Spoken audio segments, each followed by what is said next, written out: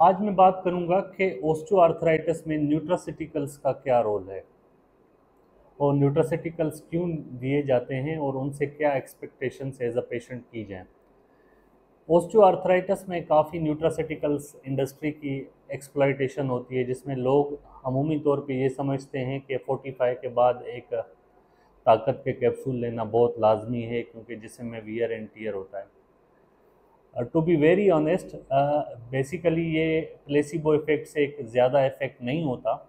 Honestly speaking, जितनी भी दुनिया में जितने भी न्यूट्रासिटिकल्स चल रहे हैं, जैसे इन फॉर्म ऑफ कॉन्ड्रोटिन है या ग्लूकोजामाइन सल्फेट है, ग्लूकोजामाइन हाइड्रोक्सीक्लोराइड है, इनका जितनी भी रिनोन्ड सोसाइटीज़ हैं, जैसे अमेरिकन कॉलेज ऑफ रोमेटोलॉजी है, ब्रिटिश सोसाइटी ऑफ रोमेटोलॉजी है, वो ओस्टियोआर्थराइटिस में इनको रिकमेंड नहीं करती।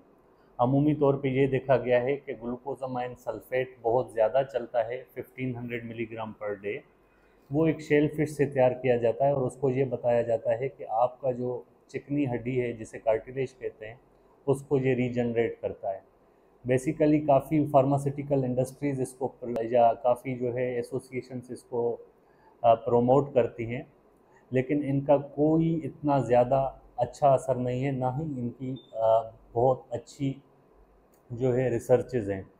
क्योंकि मेडिकल साइंस में जितनी भी दवाई हैं वो रिसर्चेज के बुनियाद पे दी जाती हैं, जिसे हम एविडेंस बेस्ड मेडिसिन कहते हैं, कि शवायद पे मबनी जो है दवाई का इस्तेमाल या रिसर्च के हिसाब से इस्तेमाल करना। दूसरा होता है कॉन्ड्रोटिन। कॉन्ड्रोटिन को भी पार्ट ऑफ कार्टिलेज कहा जाता है। वो भी जो है कहते हैं कि कंप्रेशन में हेल्प करता है, लेकिन उसके आर्टिफिशियली पर ओरल साल्ट देने से कोई इतने खास इफेक्ट नहीं आते।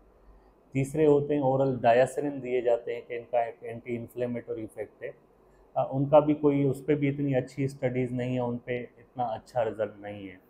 तो बाकी कैल्शियम के साल्ट्स दिए जाते हैं। कैल्शियम के साल्ट्स ये होते हैं कि हम पेरीमेनोपॉजल एज में या मेनोपॉजल एज में कैल्शियम की रिक्वायरमेंट्स अच्छी होती हैं, तो हम कहते हैं कि बोन स्ट्रेंथनिंग की वजह से वो दिए जाते हैं।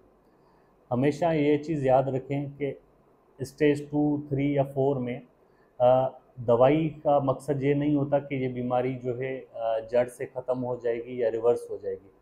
ओस्टियोआर्थराइटिस जोड़ों की घिसावट एक इरिवर्सिबल अमल है, वो एज रिलेटेड चेंजेस है। उसमें एक्सपेक्टेशंस ये है कि दर्द के साथ वक्ती तौर पे आराम आ जाएगा।